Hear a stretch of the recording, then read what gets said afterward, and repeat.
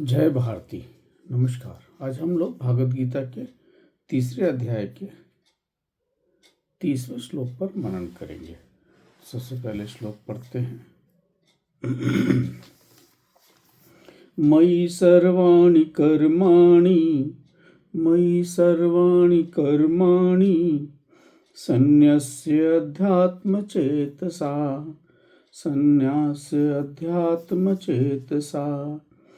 निराशी निर्ममो भूत्वा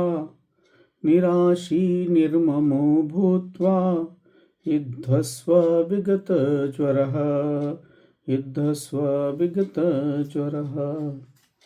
तो यहाँ भगवान कह रहे हैं अर्जुन को कि मुझ अंतर्यामी परमात्मा में लगे चित्त द्वारा संपूर्ण कर्मों को मुझ में अर्पण करके आशा रहित, ममता रहित और संताप रहित होकर युद्ध करो। तो इसको अब कविता के रूप में देखते हैं। मुझ अंतर्यामी में समर्पित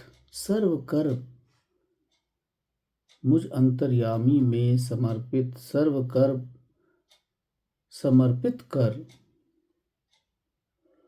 आत्मवान त्यागी निमित्त मात्र स्वयं को जानकर आशा ममता हर्ष शोक राग द्वेष से परे मनस की पीड़ा संताप त्याग तो युद्ध कर। तो ये एक्चुअली भगवान जो है अभी तक तो समझा रहे थे कि गुण ही गुण को प्रभावित करते हैं और इसलिए आपको अलग रहना है, और तत्वज्ञानी मतलब कब, और दूसरा है कि तत्वज्ञानी को जो है अज्ञानी को विचलित नहीं करना, ये समझा रहे थे। परंतु अभी इस श्लोक में भगवान जो है 4 सूत्री कार्यक्रम दे रहे हैं। 4 सूत्री कार्यक्रम इस तरह का है कि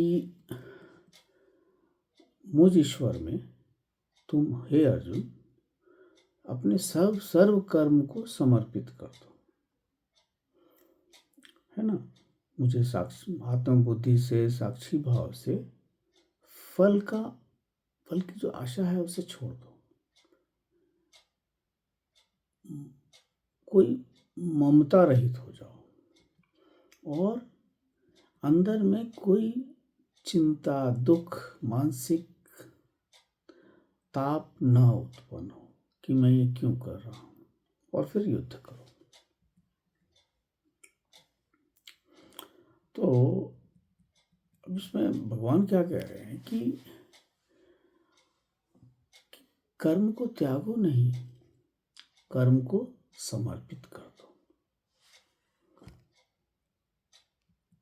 तो यहाँ पे त्यागने की बात नहीं, समर्पण करा। किसको? ईश्वर को, यानी समाज को।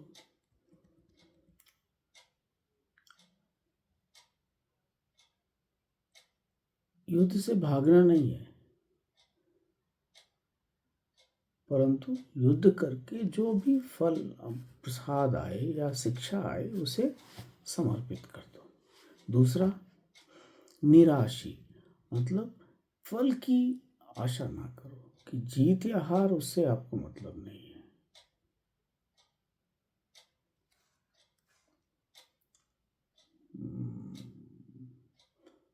प्रसाद मिलेगा या शिक्षा मिलेगी, इससे मतलब नहीं है। आपको मतलब है कि आप अपना काम सही से करो, युद्ध करो, बस पूर्ण कुशलता के साथ युद्ध करो, क्योंकि क्या होने वाला है वो तो आपको पता नहीं है। सिर्फ आपका आपके कर्म पर ही, कार्य करने पर ही उस समय आपका ध्यान हो। फल की आशा बिल्कुल ना करें। तो ये आशा रहित आपको बना रहा है। तीसरा जो है निर्मम, कि यह मेरी विजय है ऐसा नहीं सोचना है, मतलब कर्ता भाव भी नहीं रहना है कि मेरा नहीं है। और चौथा, अंदर में कोई ग्लानि नहीं रखना है कि मैं युद्ध कर रहा हूँ, कोई अपराध बोध नहीं रखना है, कोई तनाव नहीं रखना है कि मैं युद्ध कर रहा हूँ और अपने लोगों की हत्या करने वाला हूँ।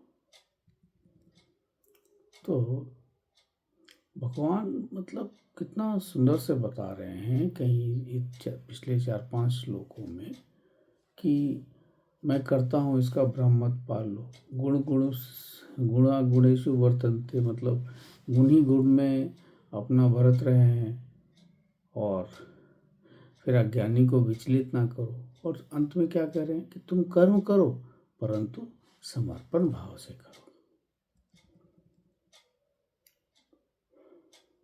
तो मतलब इसको इस तरह भी समझा जा सकता है कि आत्मज्ञान से कर्म का बंधन कटता है, समर्पण से कर्म शुद्ध होता है। संन्यास का अर्थ जो है वो कर्म छोड़ना नहीं है, परंतु कर्म को ईश्वर को अर्पण करना है। तो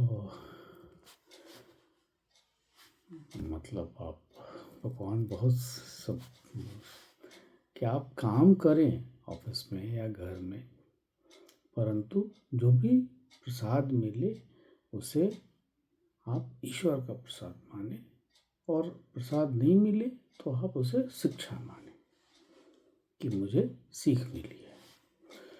तो आज इस बात को ही विराम देते हैं। नमस्कार, जय भारती।